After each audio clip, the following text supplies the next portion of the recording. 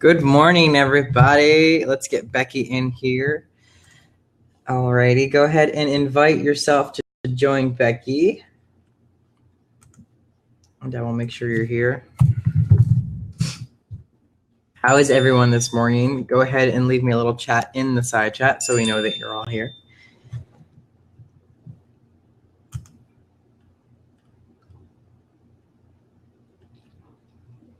Come on, Becky, jump on in. I've got my coffee ready.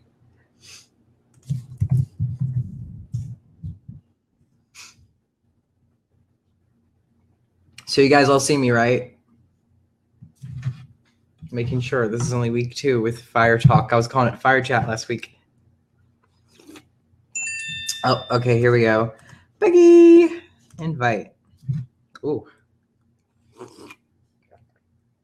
Oh, coffee time. Am I there? Hey! Good morning. Good morning. I'm still waking up, but I'm here. You got your coffee, I take it. I do. Oh my goodness. Do you hear all that? What is that? That is the sound of a successful business. That's what that is. I had to mute it.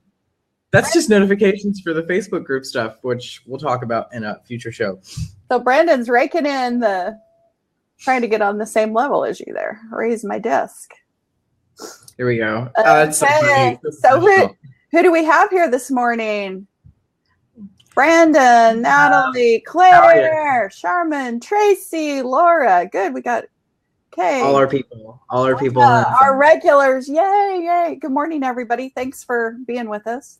Good morning. Yeah, so tweet it out, comment on that Facebook post so everyone in the group sees it, comment on the post on the Facebook page, go ahead and share it out to your people, post it in your group, post it in B-School, post it in anywhere you can and say it's something that brings you value and that we're live right now and we'd really appreciate it.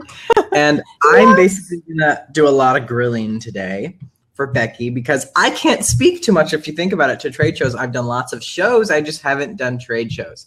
So I'm going to try to grill you a lot. I'm going to bring a lot of the advice down to the starter level too, because that's what I do. Good.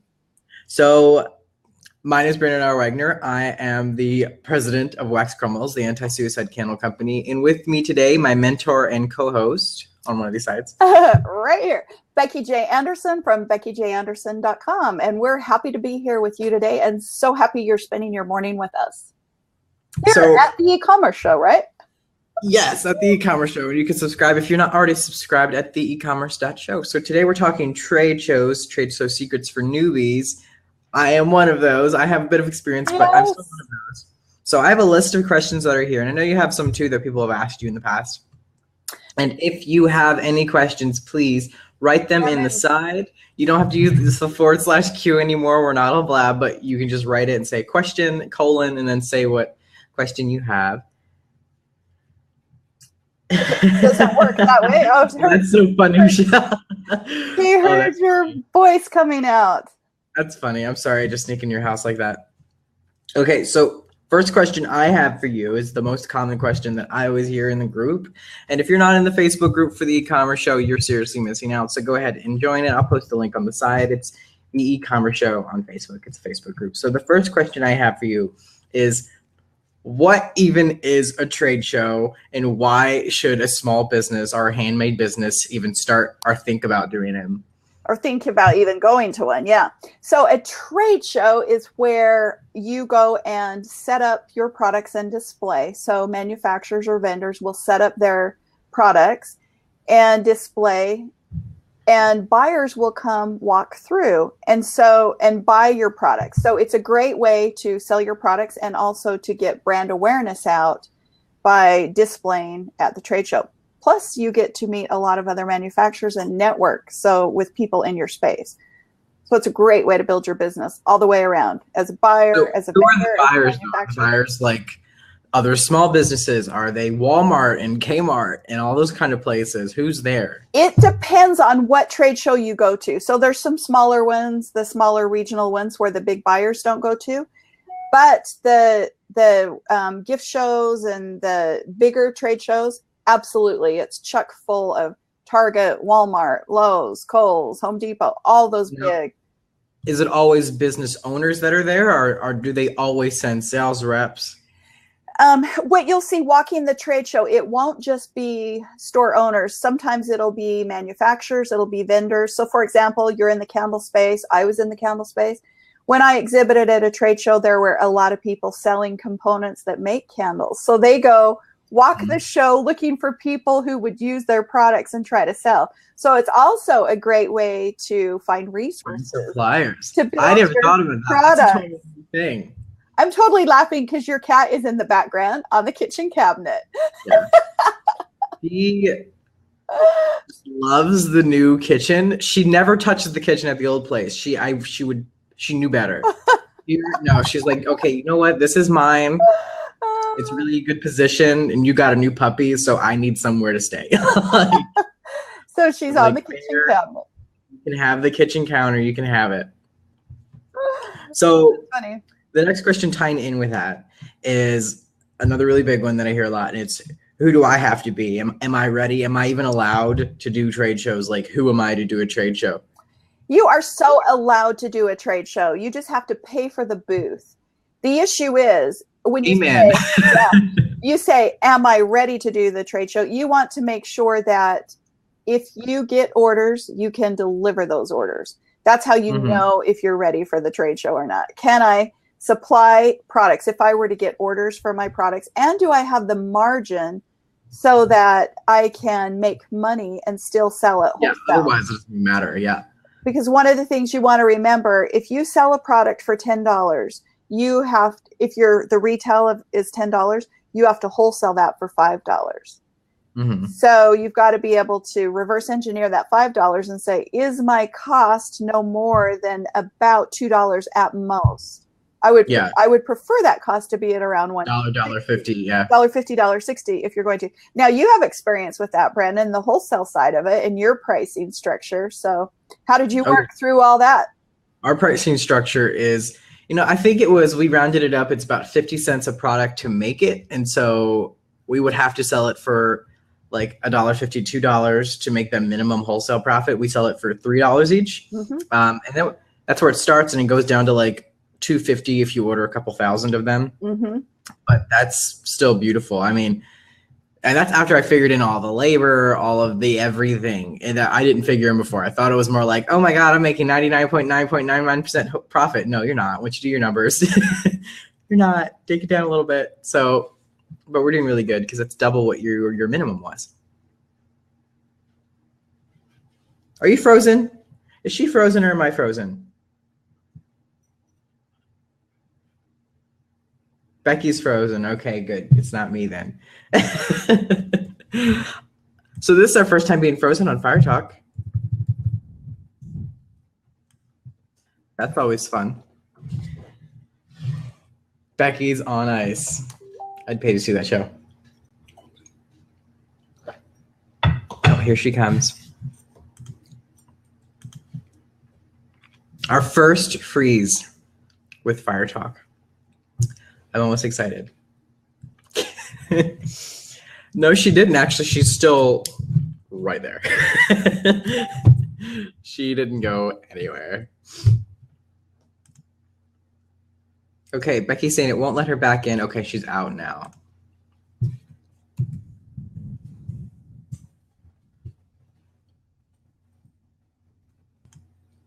Thank you for your patience. We've got a typing Becky here. So questions that you guys have, go ahead if you want to ask them now so I can write them down while the Jeopardy music is playing and Becky is waiting to come back. I'll go ahead and jot them down to ask her.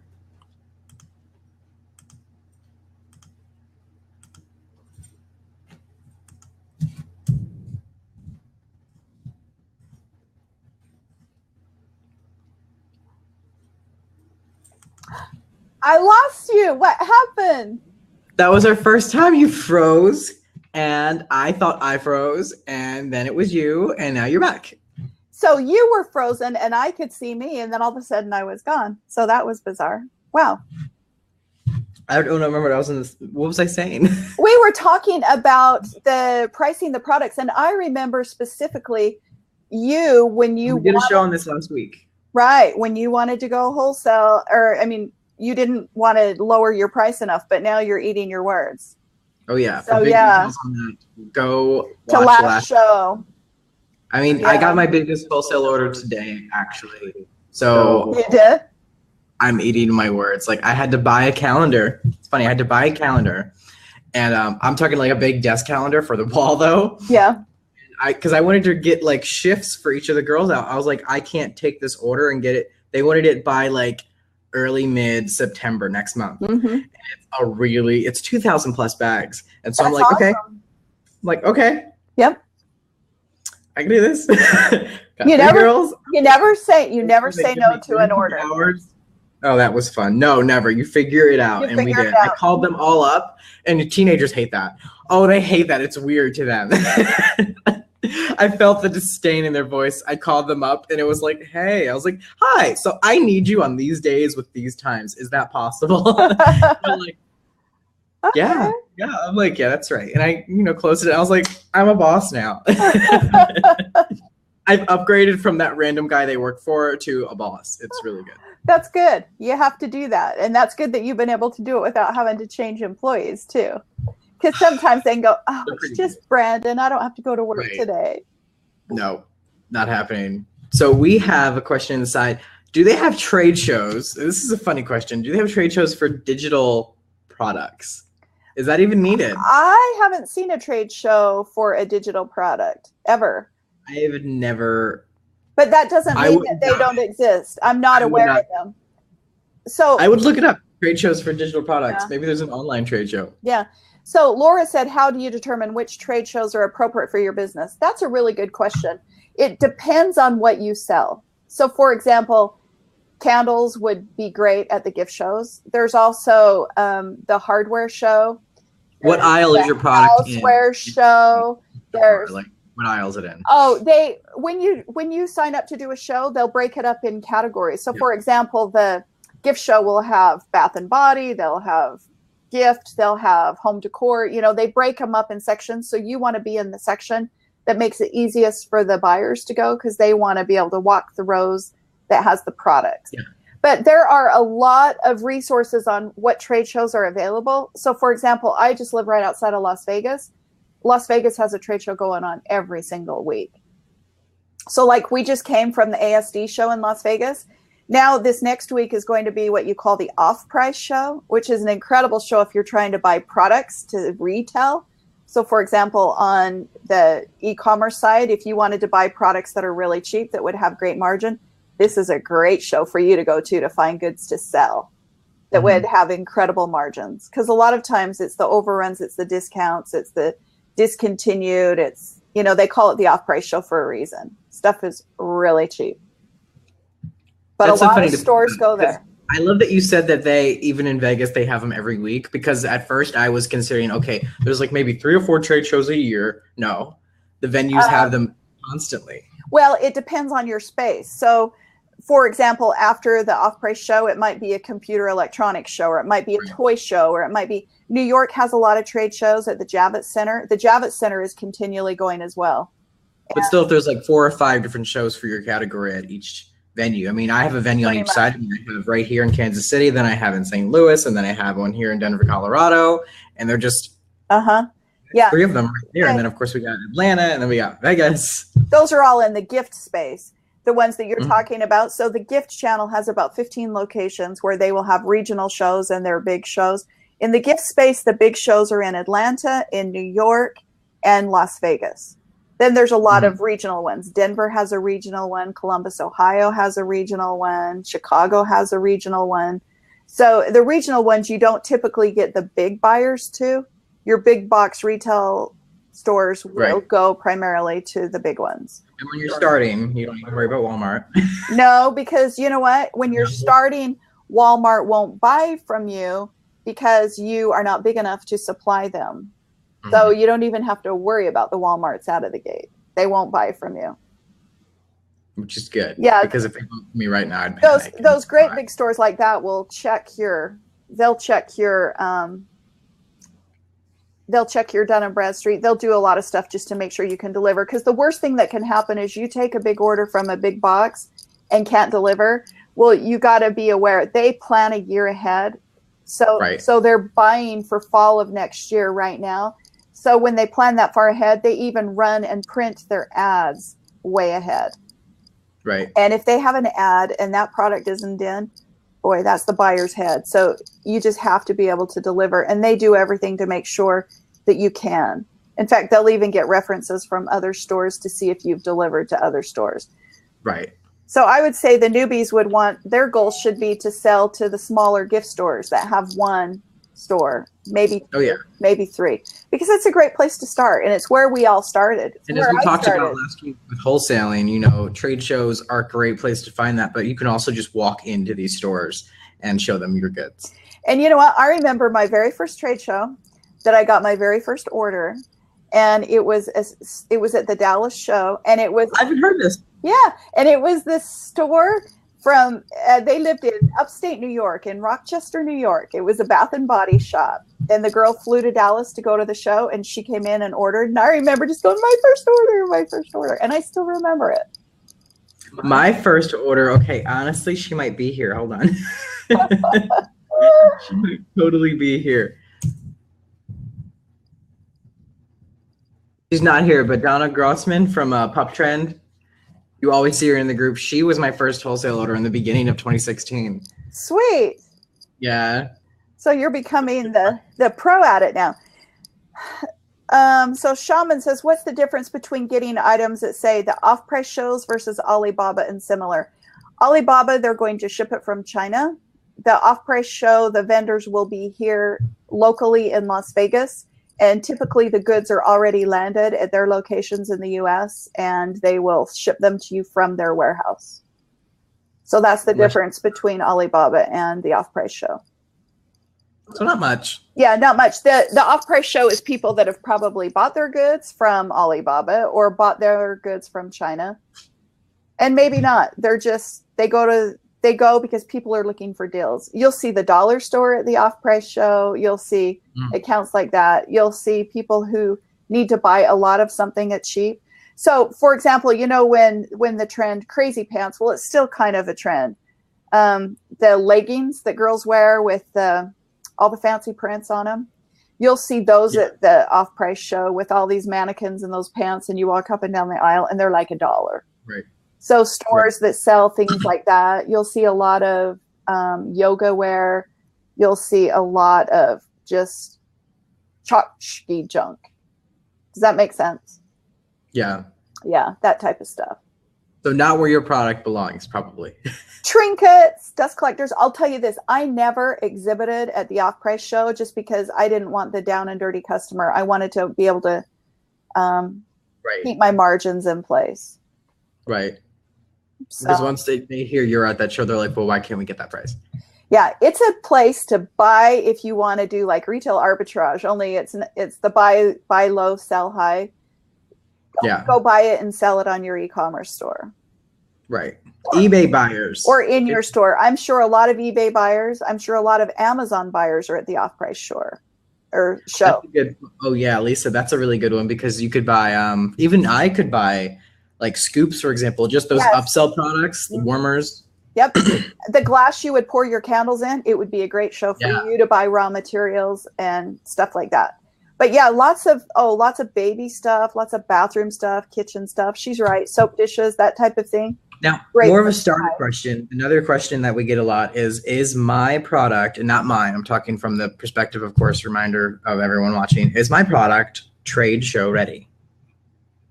Your product is trade show ready if you have margins to sustain selling at wholesale pricing.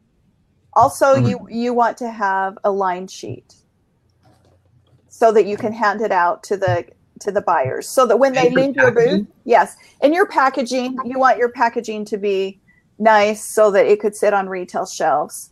As nice as it can be, because when they come up, you know, like you've already told me, the first thing you're thinking is, can I flip it? Can it sell? Yep, exactly. And you want to make sure that you can deliver what they buy. So that's how you know you're ready. It's if you get the order, can you sell? Do you have the pricing to sustain it? That type thing. And you want to make sure you have the line sheet, because when people are walking trade shows, they're overwhelmed. They're walking through the aisles. You've been through them, Brandon, where they're just rows and rows of what's people. a line sheet exactly? And what is a line sheet? And you want to remember who you saw. And so they put it in their bag and they take it. A line sheet is just a flyer or a brochure or a catalog with your company name on it, your contact information, the products that you're selling, and the pricing. You would also put the item number on it if you have item numbers. Typically, you want to have an item number because a lot of the retail stores that will sell have the scanning things. So they want to be able to put it in their system so they know how many units they bought from you. And then that way, when they run their reports, they can tell, are they running low on inventory, so they know they need to reorder from you. Mm-hmm. So that part's important too. But that's really easy to set up. So I know you have a story also you'd like to tell, and this was about how do you sell at a trade show? We just talked about this. Yeah. Okay, so here is the common thing that I see among people that are doing trade shows. You pay to do the trade show, you get all your inventory there, you have your line sheet, you're all ready, and then the doors open and people start walking in, and then people just all of a sudden go. And they sit at the back of their booths and they let people walk by and they don't say anything. Mm-hmm. And I have a client, 1,000, 2,000, 3,000 to sit there. Yeah, they pay thousands to sit there and they ship their inventory in and the whole bit. I have a client, this is a story that just has happened. She exhibited at a great big trade show. She set it all up. She was so excited. She worked on it for months. She gets to the trade show and the first day is a flop. No one's coming in. No one's asking questions. No one's looking at her product. And she's just sitting at the back of her booth, just panicking because no one's coming in. And I said, stand up, go stand in the aisle and hold your product. And when people walk by, start talking about your product, and guaranteed they will come in. And then it's your job to tell them the story of your product and you will start getting the sales. So it was so fun to get her texts after that because she goes, oh my gosh, it works, it works, it works. But I'm like, my words to her are, you paid to be at this show, sell. And she goes, I don't want to be too salesy. I don't want to push it. I go, you paid to be at the show. They're there looking for products. It's your job to tell them about your products. They're not, if you're sitting at the back of the booth, and you're just like looking at your phone or you're they want to be sold to. People who go to those shows, I love the feeling of being sold to. Yeah. It's intimidating for people. Tell me opportunities for my business. Frame it like that. Yeah, because it's intimidating for people to walk into a booth if the owner of the booth is just sitting there with their head down looking at their phone and acts like they don't want to be bothered. Like, yeah, let's say, don't let me interrupt you. Yeah. It's just like if you go into Bath and Body Works, if they're not up on you trying to help you figure out what you want to buy when you know you want to buy anyway, you're not going to buy double the stuff. You're not going to buy anything. You'll leave because you don't want to interrupt them. No one wants to feel that way. So yeah, I love that. Yeah, and what you did, you said the one thing that you did is you gave away cookies one year. You gave away water bottles and cookies at a hot trade show. Yeah, this is what I used to do all the time. Whenever our product launches, you know, because we were in the fragrance space like Brandon is, say, for example, every trade show, we would launch new products. So one trade show, we launched a new ice cream line. So every day at 2 o'clock when it's hot and the buyers are kind of tired and they've walked the show and they need an energy boost, 2 o'clock, we would pull out ice cream, a different flavor every day. And we made sure that that flavor matched the candles. So we'd do mint chocolate chip. And it worked great because people would be eating the ice cream cones, walking up and down the aisles, and everyone would say, where did you get that? And then they would tell them our booth number and people would come. And so we always did cookies, ice cream, cupcakes, something like that. Meanwhile, the person next to you might not be selling a damn thing. Right. And so that it matched. And then we also would do water bottles because there's not a lot of places to buy drinks that are not, you know, really super expensive. It shows because they jack the prices of everything up. So we just bought a pallet of water. Right. And we put a sticker around the water that was just our booth number and our name. Pallet? You bought a pallet of water bottles? Think about the size of trade shows we did and the size of our booth. So we did. How much is a pallet of water bottles? I can't remember, but it's a lot of bottles. It's like 600 bottles maybe. Yeah, I'm about to say, it can't be too much. Yeah, so it's not a ton of money, but it was. So then we just put the label so it had our booth name and number around it, and then everybody would come looking for water too. So you get them in the booth. Sure, and you put the water kind of at the back, but you stand there saying, do you want it? Go back there and get it. And then guess what? They have to walk through your booth, look at all your stuff, and go, oh, okay, I might stop and buy something here. Yeah, I love that even more, putting it in the back. But you stand at the front with a big sign saying free cookies back here, free ice cream back here, free water bottles back here. And then they have to walk by. Yeah, then they have to walk by the line that you're selling. And then it's like, oh, you want this? Let me tell you about these candles here. That's so funny. It works. And people love food. Okay, so there's another question here, and it's also another story from you I know of. So it's, what if I get an order and I'm not sure I can fill it? If it's just a little bit outside of what I thought I could fill. So you have a story that goes with this. It's my favorite story. Are you talking about my rain gutters? I'm talking about fucking rain gutters. Yes. Okay.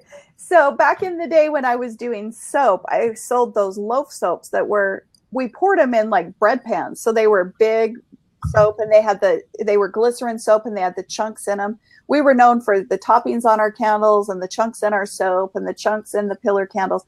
So we got a great big order for way more units than I had bread pans. But I didn't. Right.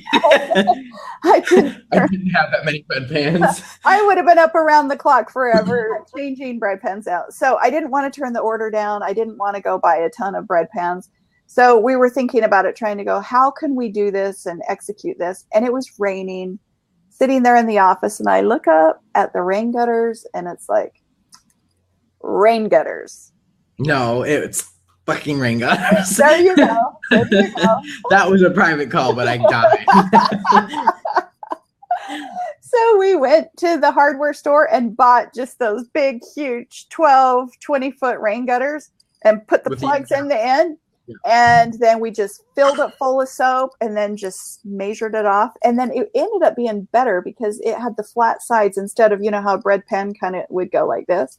Yeah. And it worked perfect. So when the soap was cut, all of those slices were just perfect. I love that. So Brandon was going to use rain gutters for his. For wax, because we have to pour it out first. But I could not, for the love of me, find a square type rain gutter. But you know what? You know Home Depot. How rain gutters go like this with the little ridges? It just made the outside of the soap kind of cool and decorative. Yeah. Yeah, I could see that. Yeah, it did. So it worked. So basically, bottom line is, to steal from Marie Forleo, everything is figure outable. You just have to want it bad enough to figure out a solution to come to it. Mm-hmm. So, and you know, when you're scaling, it's just how it is. You do what you have to do. You know, as entrepreneurs, we work crazy long hours, and you know, we love what we do. So we do a lot of crazy things to make it happen. Scaling, like I just moved into this place, most people know, and I'm already looking at new places for the crumbles because I'm like, okay, 6 months, I'm probably not going to fit in here anymore. Which is crazy and great and amazing and crazy. Well, you know, when I was scaling, I moved the first 5 years every 6 months, and to the point I wouldn't even sign a lease because we were growing at such a rapid rate. When we would move, they'd say, how long are you going to be here for? And I'm like, till we don't fit. And then it was just, finally we got a building where we got the end of it, and then we just started taking over all the. Tell you know, the landlord would say, "Okay, you're going to have to move now. They need that." You know, and basically, you know, within a couple of years, everybody in that building was out, and we had the entire building, and then we took over the building behind that. So. That's so funny. I want to do that. You will. You're on your way. That storefront I looked at a couple months ago that we talked about. Yeah. That I was going to get. I was like, I'll wait in 6 months. I'm probably going to go back, and I'm probably just going to get that store because it has so many stores next to it that I can then claim out. Yeah. It'll be. So that's what happens. Yeah. The last question I have on my list is, and we kind of answered this, but I'll ask it again anyway, if you have anything else to say to it, because a lot of people I think are fearing this. What if no one buys? What if no one does buy? Okay, so here's the most important thing to do at a trade show, because I have lots of stories where in the beginning, I would work a trade show and got 0 sales. What you do, every single person that comes in your booth, you take a book and you get their business card and you staple it, take a stapler or tape, and you staple it in your book. give each business card its own page, and then make notes about that person, what they asked about, what they liked, what they wanted. And when you go back, you follow up on that person, because trade shows, the money is in the follow-up. A lot of times you won't get a ton of orders at a trade show. You'll get a lot of follow-up, and then you just have to go follow up.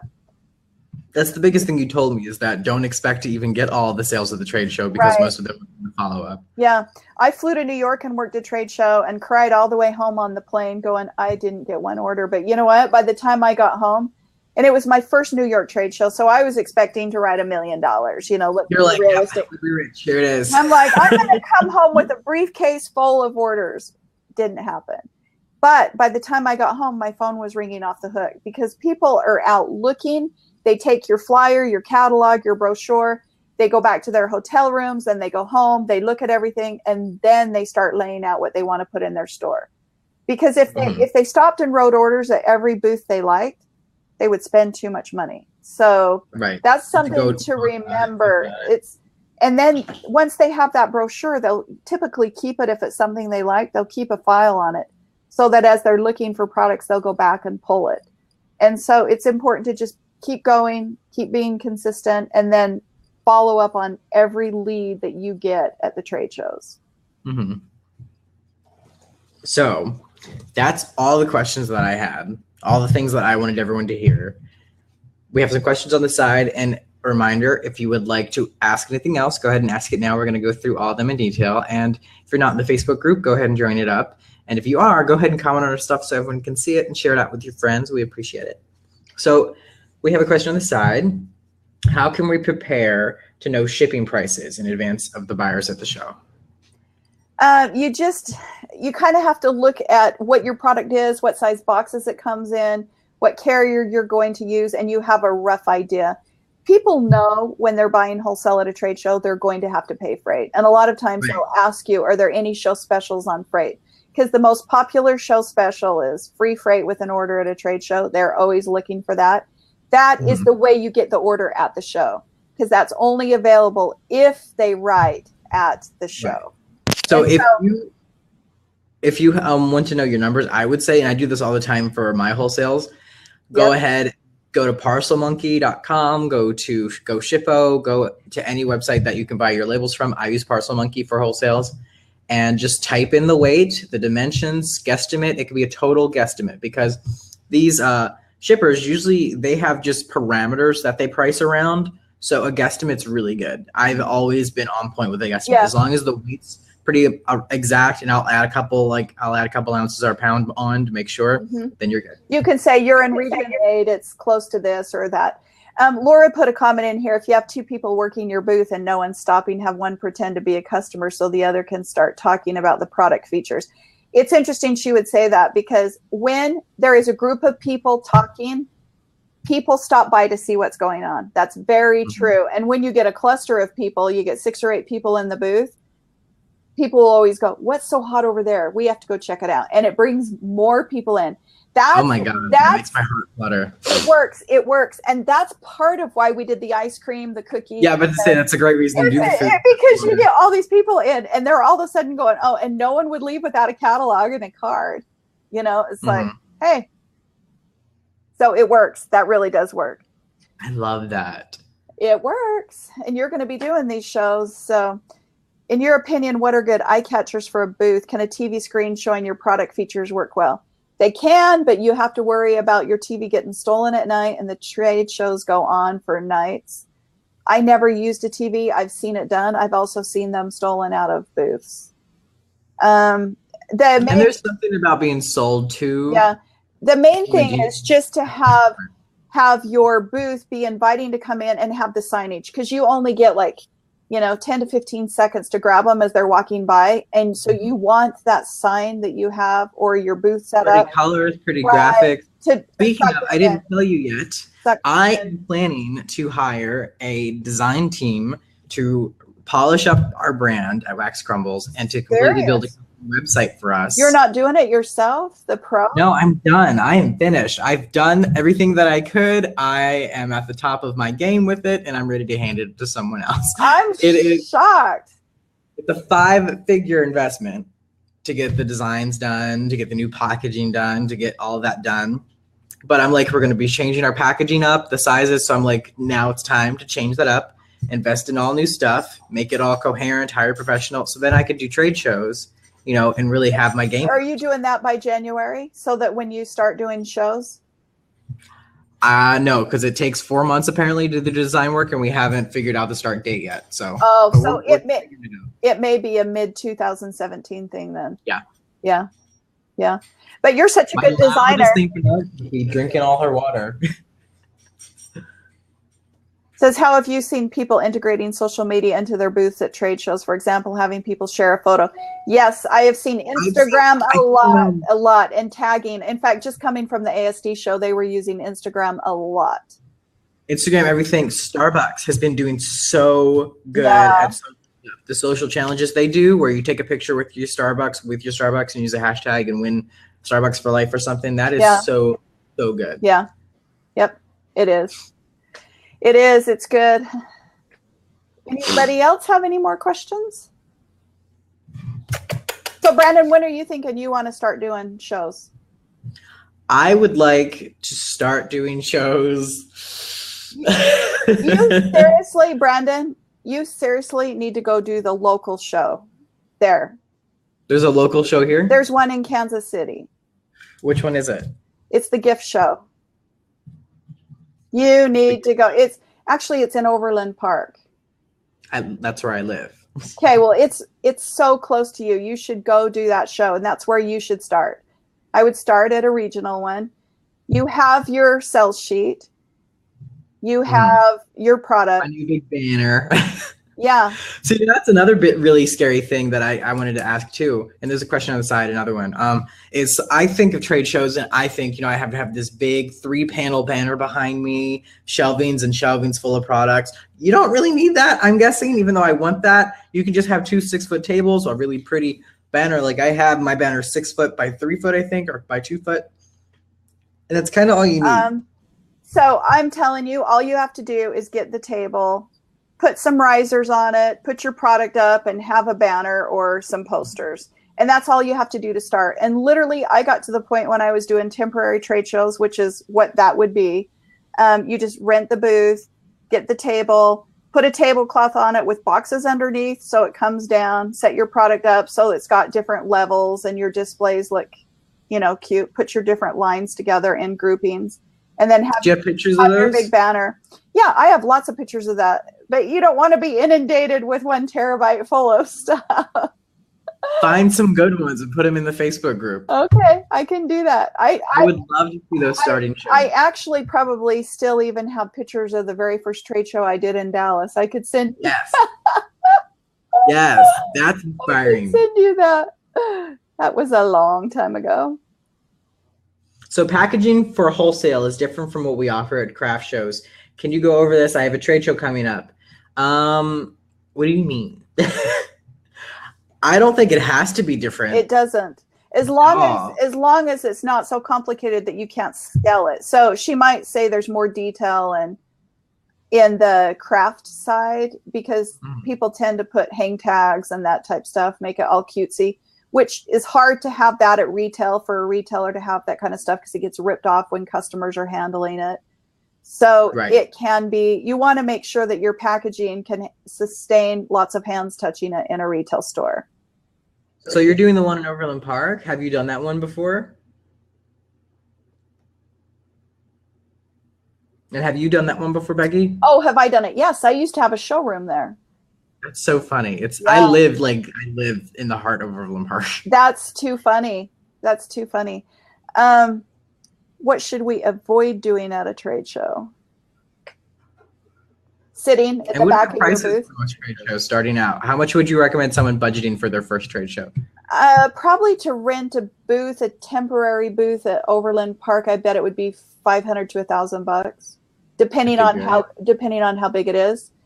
And if you don't want to, who is it that said they were going? They might know the pricing because they said they're going. I don't know if they're walking or they're exhibiting, but it's easy to find. You can Google the Overland Park Gift Mart and look at their show schedule and find out when the temporaries are, when they set up, and how much they are, because they'll have the permanent showrooms there where it'll be open year round, and then the temporaries come in. Yeah, the temporaries come in. So see, I was in the permanent showrooms. So you actually had a permanent showroom here? Yes, I had 15 locations in the U.S. where I had permanent showrooms. So $250. Oh, that's awesome. Yeah, see, that's affordable, Brandon. That's much cheaper than I thought it was. So you just go rent a booth, put it up, and people will walk through. I don't know what kind of traffic they get there these days because I haven't been to that show in a long time, but it will cover how many surrounding states. So I would assume they would get quite a bit of traffic, right? At least enough for a first-time show. I think it'd be great. Especially if you're listening to the tips, if you're going out there, if you're bringing those free things and you're getting people to your booth, you're building up that cluster. Yeah. So someone says, do you break down your display each night?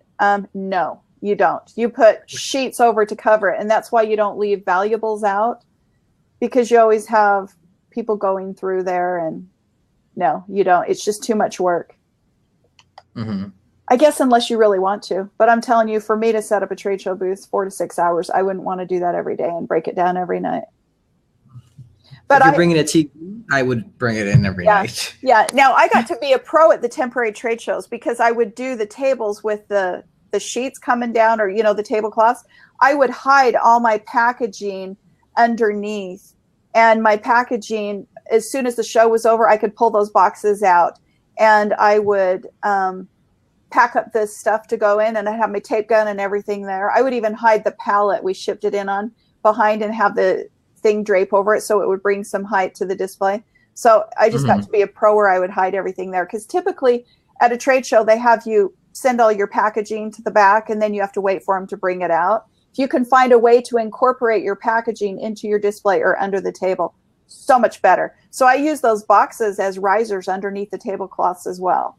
So they'd be on top of the table and underneath the table. And then I always packed a box with a tape gun in it, pens, paper clips, staple, tape. I mean, anything and everything that you could possibly need. I even packed those Velcro strips because you might need them to hang your signs and stuff like that. So I just had a box of supplies that went with all of my goods to all the shows too, so that I had that. Yeah. So Laura asks, do you need to buy extra insurance when doing a show for theft, etc.? No, I never did, and I wasn't aware of any. They claim they're pretty secure because they do have security walking through there, but nothing's guaranteed.